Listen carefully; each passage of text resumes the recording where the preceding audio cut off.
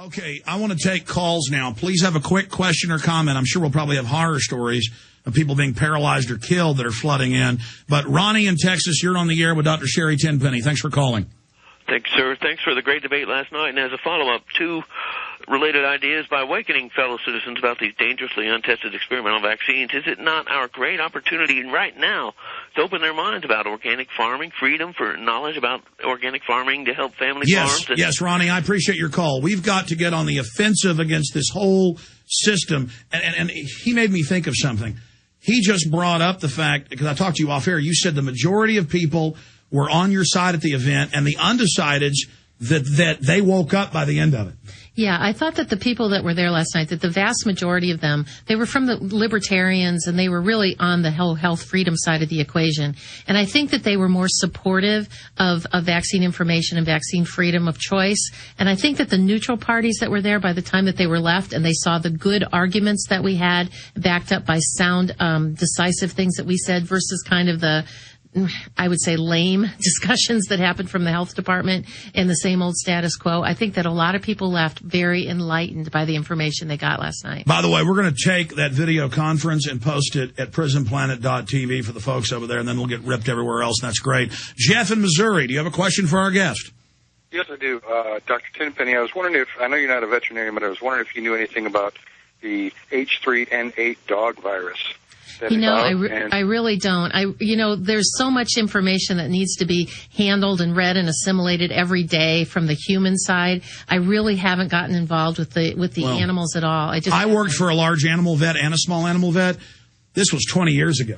And I remember them advising people, look, they say give the shot every year. It's not good. It can hurt your dog. Now they're not saying give them every year. The vaccine makers just went and paid off the Veterinarian Society, and a lot of major veterinary groups are coming out and saying these vaccines are killing people's dogs. Yeah, exactly. So again, we're marching on every front. The truth's coming out. And I think this whole vaccine scare, this whole push for bird flu and swine flu was really an attempt for them to get back control of the situation. But I think like judo, we took them on and slammed them through the wall. Do you agree we're kicking their butt? I think that was really good.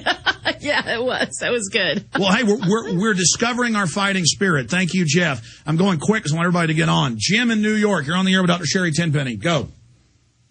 I talked with the husband of a scientist who works at the Cold Spring lab. They've been together for a long time. They actually live there at Cold Spring. Cold Springs is the eugenics IBM bioweapons area, yes. That's right. Yeah, she's actually doing research in autism, though. And when I had this conversation, I said, oh, so she's probably linked up that vaccines have caused this. And that changed his whole demeanor. He flat out came out and said, that is a complete fraud. There's absolutely no link. And the theory that they have at Cold Spring, which is what they're trying to push, is that because men are having babies later, it's actually the male sperm. Yes, I've seen those studies. See, they're eugenicists at Cold Springs. That's where it was founded. Hitler got all his plans from Cold Springs, as you know, Doctor. That's what Endgame covers, Blueprint for Global Enslavement. They're saying, oh, we all have bad genetics, and so we need to pass laws to test your genes to see if you can have kids. Yeah, and it's true from the studies that boys get it more, from what I've seen, because the mercury genetically passes through to the brain at a higher level. That's what I've read. Is that? Well, some of it has to do, they think it has to do with the testosterone levels. And they think that the higher testosterone has a worse of a problem with the mercury on the brain.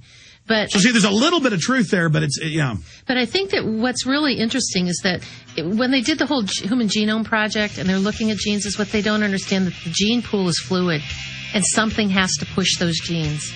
It could be a chemical environment, a vaccine, a toxin, and it's not going to be the same for every person. Well, the director of Cold Springs had to resign last year for saying blacks weren't human. Before that was even in the news, I named him as a top eugenicist, Dr. Watson, in Endgame, Blueprint for Global Enslavement.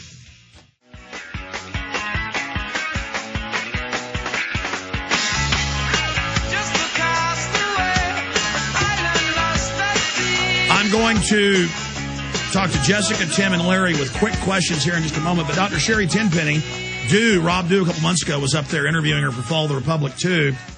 And he said, you ought to come out with T-shirts to fund your operation, plus get the word out. And she brought me a bunch of them. They're really good-looking shirts.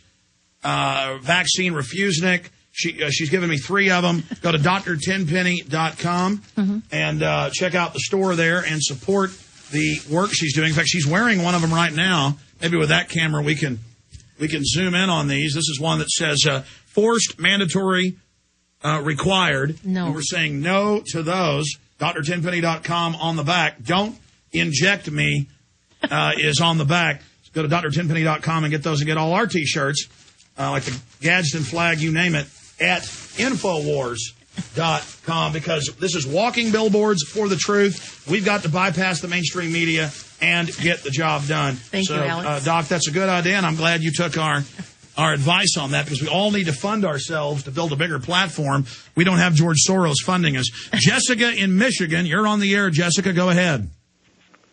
Hi, I work at a large hospital here in Grand Rapids, and they have made the flu vaccine mandatory this year for this first time. And I am religiously opposed to that, and I've made that clear to everybody there pretty much. So this morning, Human Resources approached me after work, and they told me that they have set up an appointment for me to meet with a board, and I have 15 minutes to plead my case to them as to why I should be exempt from the vaccine. And currently, they're only allowing medical exemption, and so I don't know. I was wondering if you had any advice. Well, say you have an allergy. But why to have a job? You have to take the shot.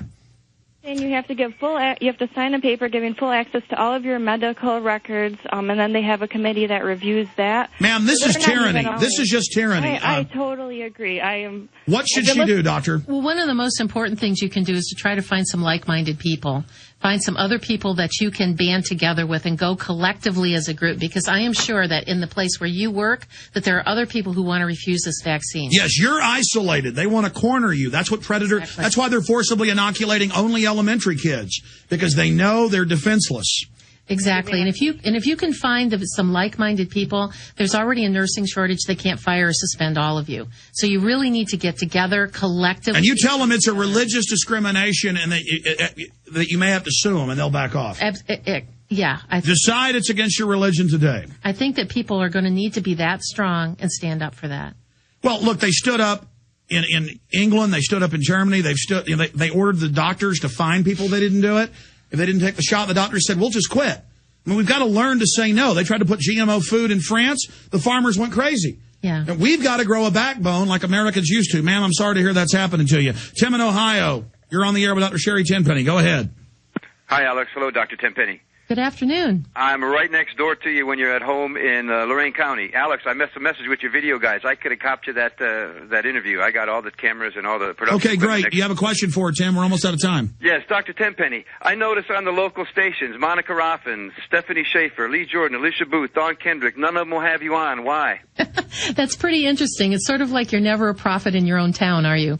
But I was on Mike Trivisano a couple of weeks ago on 1100 AM, and I was supposed to be on last Thursday, but got preempted by the military base thing that happened. Yeah. Tim, thank you.